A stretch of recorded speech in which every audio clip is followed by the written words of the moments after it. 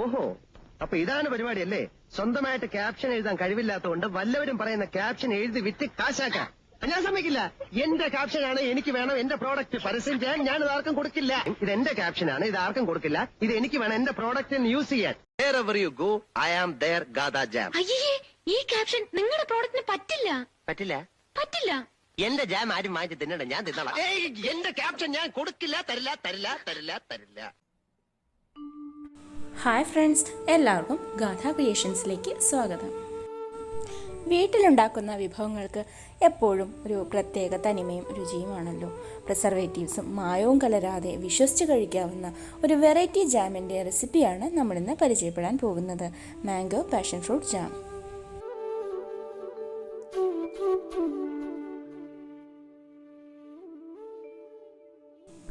മാവ് നിറയെ കായ്ച്ചു, മാമ്പഴമെല്ലാം പറമ്പിൽ വീണ് ചീയുകയാണ്.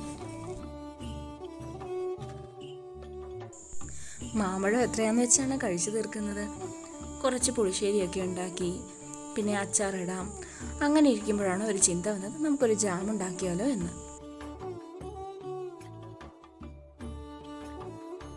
അങ്ങനെ പഴുത്ത മാങ്ങ ചീയാതെ ജാമാക്കാമെന്ന് കരുതിയിരിക്കുമ്പോഴാണ് തൊട്ടടുത്ത് പടർന്ന് പന്തലിച്ച് തുടങ്ങിയ പാഷൻ ഫ്രൂട്ട് ഞാനും കൂടെ കൂടിക്കോട്ടെ എന്ന് ചോദിക്കുന്ന മട്ടിൽ പൊഴിഞ്ഞു വീഴാൻ തുടങ്ങിയത്. പിന്നെ ഒന്നും നോക്കിയില്ല, മാങ്ങയും പാഷൻ ഫ്രൂട്ടും ചേർത്ത് രുചികരമായിട്ടുള്ള ഒരു മാംഗോ പാഷൻ ഫ്രൂട്ട് ജാം തന്നെ അങ്ങ് തയ്യാറാക്കി. മാംഗോ പാഷൻ ഫ്രൂട്ട് ജാം തയ്യാറാക്കാനായിട്ട് നമുക്ക് ആദ്യം തന്നെ വേണ്ടത് 6 പഴുത്ത മാങ്ങയും 4 പാഷൻ ഫ്രൂട്ടുമാണ്. നമുക്ക് ആദ്യം തന്നെ ഈ പാഷൻ ഫ്രൂട്ട് ഓരോന്നും മുറിച്ച് അതിൻ്റെ ഉള്ളിലെ പൾപ്പ് ഇങ്ങോട്ട് എടുക്കാം. ഒരു സ്പൂൺ ഉപയോഗിച്ച് ഇതുപോലെ ഉള്ളിലെ പൾപ്പ് നമുക്ക് വെളിയിലെടുക്കാവുന്നതാണ്. ഞാനിവിടെ 4 പാഷൻ ഫ്രൂട്ടാണ് എടുത്തിരിക്കുന്നത്. പാഷൻ ഫ്രൂട്ടിൻ്റെ രുചി നിങ്ങൾക്ക് ഇഷ്ടമാണെങ്കിൽ കുറച്ചധികം പാഷൻ ഫ്രൂട്ട് കൂടെ നിങ്ങൾക്ക് ഉപയോഗിക്കാവുന്നതാണ്. പക്ഷേ നമ്മൾ ഉണ്ടാക്കുന്ന ജാമിന് അതനുസരിച്ച് പുളി കൂടുമെന്ന് മാത്രം.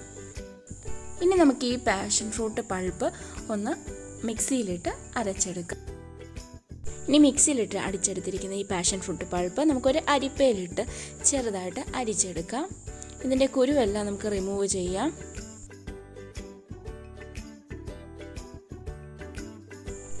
അധികം പുളിയില്ലാത്ത നല്ല പഴുത്ത 6 മാമ്പഴമാണ് ഞാനിവിടെ തൊലി കളഞ്ഞ് എടുത്തിരിക്കുന്നത്. ഇത് കഷ്ണമാക്കി അത് മിക്സി ജാറിലിട്ടൊന്ന് അരച്ച് എടുത്തിരിക്കുന്ന പൾപ്പാണിത്. ഒട്ടും വെള്ളം ചേർക്കാതെയാണ് നമ്മൾ പാഷൻ ഫ്രൂട്ടാണെങ്കിലും മാമ്പഴമാണെങ്കിലും ചാറെടുക്കേണ്ടത്. പിന്നെ നമുക്ക് വേണ്ടത് പഞ്ചസാരയാണ്, പാഷൻ ഫ്രൂട്ട് പൾപ്പ്, പിന്നെ നാരങ്ങ.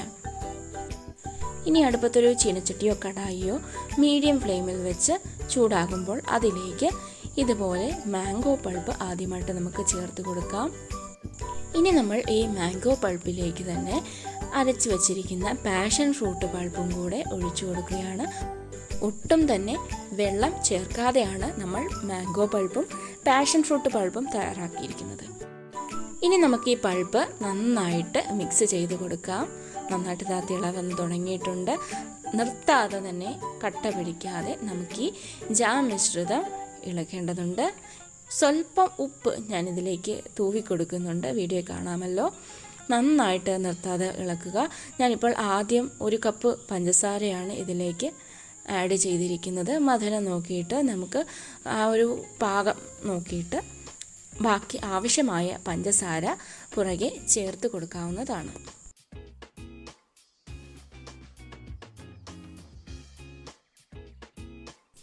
ഞാനിതിൽ 3-4 കപ്പ് പഞ്ചസാര ആഡ് ചെയ്ത് കൊടുത്തിട്ടുണ്ട്. ചില പ്രത്യേക സാഹചര്യത്താൽ എനിക്കത് വീഡിയോ എടുക്കാൻ സാധിച്ചില്ല.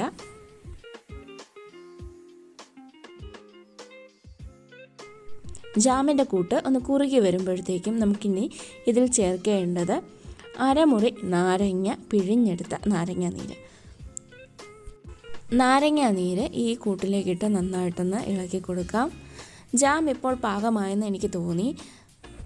ജാമിൻ്റെ കൂട്ട് കറക്റ്റ് പരുവത്തിലാണോ എന്നറിയാൻ വേണ്ടിയിട്ട് ഞാനൊരു സ്റ്റീൽ പാത്രം ഫ്രിഡ്ജിൽ വെച്ച് തണുപ്പിച്ചെടുത്തിട്ടുണ്ട്.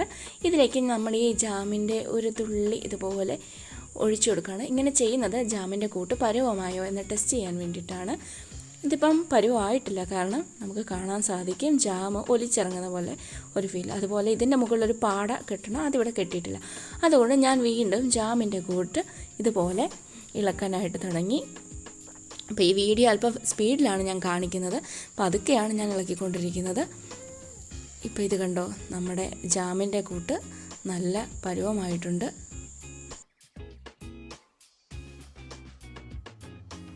നമുക്ക് ഒന്നുകൂടി ജാമിൻ്റെ കൂട്ട് സെറ്റായി നോക്കാം. അതിന് വേണ്ടിയിട്ട് ഫ്രിഡ്ജിൽ വെച്ച് തണുപ്പിച്ചെടുത്തിരിക്കുന്ന ഒരു സ്റ്റീൽ പാത്രം എടുത്ത് അതിലേക്ക് ഒരു തുള്ളി ജാം ഒഴിച്ചു കൊടുക്കാം. ഇതിപ്പോൾ അങ്ങോട്ടും ഇങ്ങോട്ടും ഇളകുന്നില്ല, കറക്റ്റ് സെറ്റായിട്ടുണ്ട്. അതുപോലെ നമ്മൾ തവി വെച്ച് ജാം ഒന്നിങ്ങനെ ചെയ്ത് കൊടുക്കുമ്പോൾ നമുക്ക് മനസ്സിലാവും ഒരു ചെറിയ ലെയർ ഫോം ചെയ്യുന്നത് തോന്നും. ഇതാണ് ജാമിൻ്റെ കറക്റ്റ് പരുവം. നമുക്കിനി ഇത് വാങ്ങി വെക്കാം. ജാം ഇപ്പോൾ നല്ല കൺസിസ്റ്റൻസിയിലാണ് ഉള്ളത്. ചൂടാറിയതിന് ശേഷം നമുക്ക് യഥേഷ്ടം ഉപയോഗിക്കാവുന്നതാണ്. വളരെ ടേസ്റ്റി ആയിട്ടുള്ള, നമ്മൾ വീട്ടിൽ തന്നെ പ്രിസർവേറ്റീവ്സ് ഒന്നും ചേർക്കാതെ കുട്ടികൾക്കാണെങ്കിലും വിശ്വസിച്ച് കൊടുക്കാൻ പറ്റിയ നല്ലൊരു ജാമിൻ്റെ റെസിപ്പിയാണിത്. നല്ലൊരു മധുരമുണ്ട്, ചെറിയൊരു പുളിപ്പുണ്ട്, വളരെ ടേസ്റ്റിയാണ് ഈ മാംഗോ പാഷൻ ഫ്രൂട്ട് ജാം. ഞാനിപ്പോൾ ഇത് ബ്രെഡിൽ ഒന്ന് സ്പ്രെഡ് ചെയ്ത് കൊടുക്കുകയാണ്. നിങ്ങൾക്കെല്ലാവർക്കും എൻ്റെ ഈ ജാം റെസിപ്പി ഇഷ്ടമായെന്ന് ഞാൻ പ്രതീക്ഷിക്കുന്നു. നിങ്ങൾക്ക് ഈ വീഡിയോ ഇഷ്ടമായെങ്കിൽ ദയവായിട്ട് ലൈക്ക് ചെയ്യുക, എൻ്റെ ഈ ചാനൽ ഒന്ന് സബ്സ്ക്രൈബ് ചെയ്യുക, പിന്നെ നിങ്ങളുടെ വിലയേറിയ അഭിപ്രായം ഒന്ന് കമൻറ്റ് ചെയ്യുക. Thank you all.